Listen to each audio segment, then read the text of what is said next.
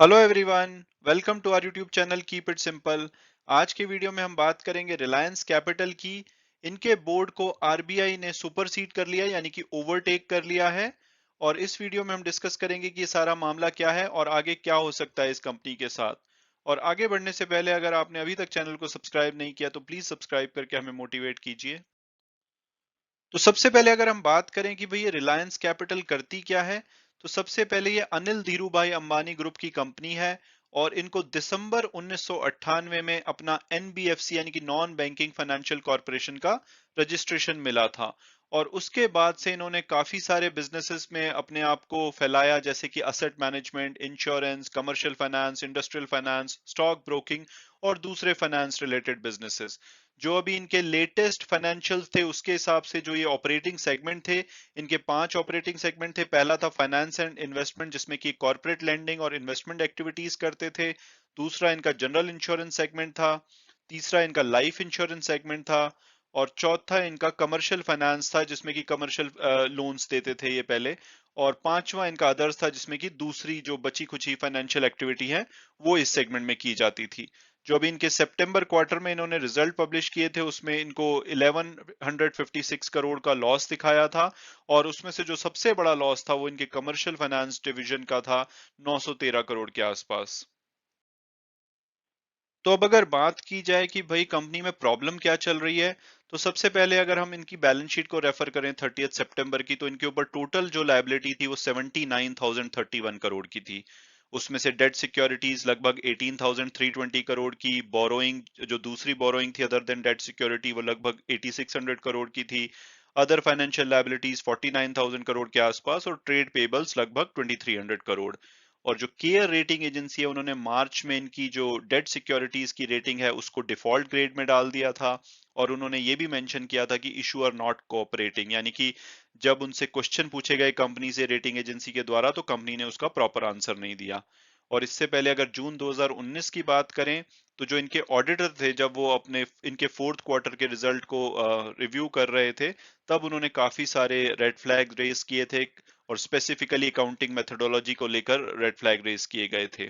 और उसके बाद से देखा जा रहा है कि कंपनी जो भी इनके डेट ऑब्लिगेशन थे, यानी कि इन्होंने जो कर्जे ले रखे थे, जब उसको वापस करने की बारी आई या उस पर इंटरेस्ट पेमेंट की बारी आई, तो लगातार ये फेल कर रहे हैं।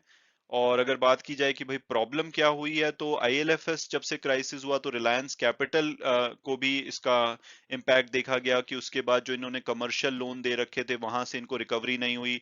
और इनको इनके पास पैसा ना आने की वजह से इन्होंने अपने जो डेट की पेमेंट थी उसको भी रोक दिया। तो ये विशेष साइकिल में फंस गई कि इनके पास पैसा आ नहीं रहा था और आगे इन्होंने अपने जो डेट थे उनको भी पे करना बंद कर दिया।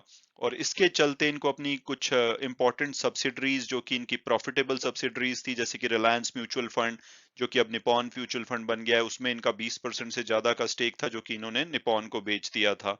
तो ओवरऑल यहीं से कंपनी के बुरे दिन शुरू हुए थे। और अभी बात की जाए तो जो कंपनी के लेंडर हैं उन्होंने इनकी असेट्स को बेचने की कोशिश करी थी ताकि वो अपने जो कर्जा दे रखा है कंपनी को उसको रिकवर कर पाए। लेकिन कंपनी के ऊपर बहुत सारे लिटिगेशन चल रहे हैं, यानी कि केसेस चल रहे हैं इनके प्रमोटर के ऊपर, कंपनी के ऊपर, जिसकी वजह से वो इनके असेट्स को बेच नहीं पाए।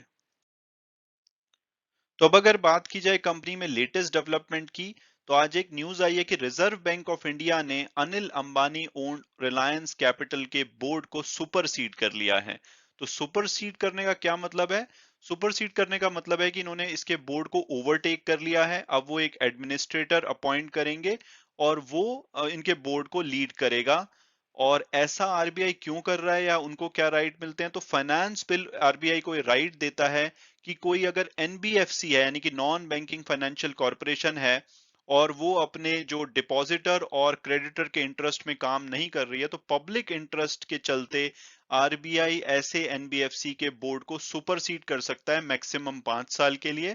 और इस बीच में वो एडमिनिस्ट्रेटर अपॉइंट करते हैं जो कि बोर्ड की तरह काम करता है। तो इसमें इनको नागेश्वर राव जो कि पहले बैंक ऑफ महाराष्ट्र के एग्जीक्यूटिव डायरेक्टर थे, उनको एडमिनिस्ट्रेटर घोषित किया गया है। और कंपनी ने ऐसा सॉरी आरबीआई ने ऐसा इसलिए किया है क्योंकि कंपनी लगातार अपनी पेमेंट ऑब्लिगेशन जो भी वेरियस क्रेडिटर को थी उसको ये नहीं पे कर पा रहे थे। उसके अलावा कंपनी के ऊपर काफी सारे गवर्नेंस इशू थे जिसको कि कंपनी रिजॉल्व नहीं कर पा रही थी। तो इसके चलते आज आरबीआई ने डिसाइड किया कि इनके बोर्ड को सुपरसीड कर लिया जाएगा। तो अब आगे क्या होगा, तो आरबीआई अब इनिशिएट करेगा इंसॉल्वेंसी प्रोसीडिंग्स बहुत ही जल्दी। और रिलायंस कैपिटल ऐसा third non banking financial company होगी जिनके ऊपर इंसॉल्वेंसी प्रोसीडिंग्स चलाई जाएंगी, यानी कि इनकी एसेट्स वगैरह को बेचा जाएगा और उससे क्रेडिटर को पेमेंट की जाएगी। और इससे पहले अगर बात की जाए तो दीवान हाउसिंग फाइनेंशियल कॉर्पोरेशन आपको याद होगी, डीएचएफएल, और जो एसआरईआई ग्रुप की दो कंपनीज थी, दो एंटिटीज थी, उनको आरबीआई ने सुपरसीड कर लिया था और उनके ऊपर इंसॉल्वेंसी प्रोसीडिंग्स चलाई गई थी। तो अब अगर बात की जाए कि अगर आपके पास रिलायंस कैपिटल का शेयर है तो आपको अभी क्या करना चाहिए, तो अगर हम दीवान हाउसिंग का एग्जांपल लें, क्योंकि उस पे भी इंसॉल्वेंसी प्रोसीडिंग्स चलाई गई थी, तो उसका शेयर लगभग 16 रुपए के आसपास था जून 2021 में, जबकि सडनली एनसीएलटी ने उसके शेयर की वैल्यू जीरो बता दी थी और उनकी ट्रेडिंग पे बैन कर दिया था। तो हो सकता है कि रिलायंस कैपिटल के शेयर के साथ भी ऐसा किया जाए, इनके ट्रेडिंग पे बैन कर दिया जाए और जो भी शेयर आपके पास हैं वो जीरो वैल्यू के हो जाएं। और हालांकि पिछले एक साल में इनका शेयर लगभग 100% के आसपास बढ़ा है। हालांकि आज 5% गिरा है और कल मुझे उम्मीद है कि काफी गिर सकता है इस न्यूज के चलते।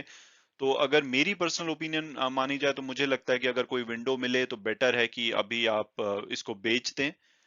थोड़ा सा पैसा आप वसूल सकते हैं, क्योंकि बहुत ज्यादा चांसेस हैं कि आने वाले टाइम में शायद सिमिलर टू दीवान हाउसिंग इसके शेयर पे भी बैन लग जाए और इसकी ट्रेडिंग रोक दी जाए।